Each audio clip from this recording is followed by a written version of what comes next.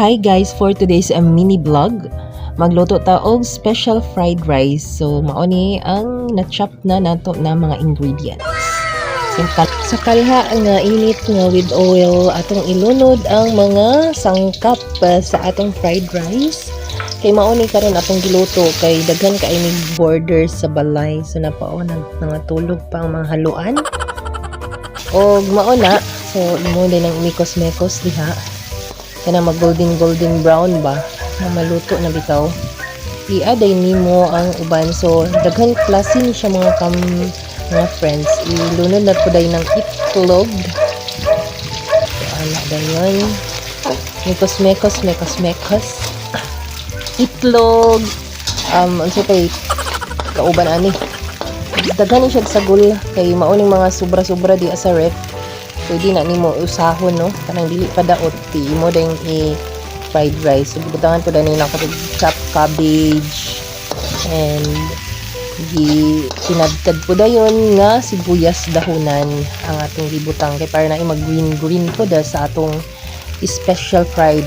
So kana mga leftover lagi na siya na mga bisan unsaan na nga katong mga sudan before atong gipangwaan na ay tuna.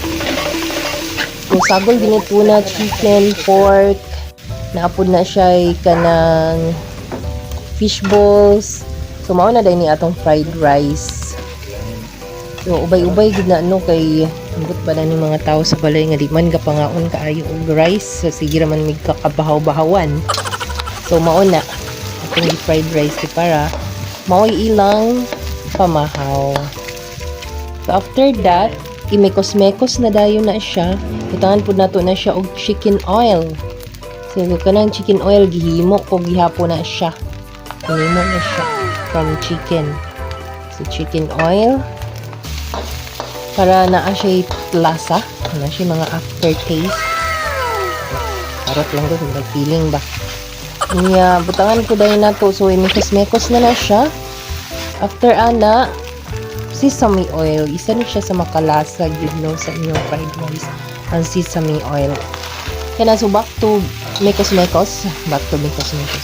Kaya hapit na siya naluto. So imo lang na siyang kung pa na tubig ipabukalan. Pero kana ipainiton pa nimo pag ay nga mura siya ma-fried yun bitaw ang rice. So mao na dali yun. Ang result kay human naman.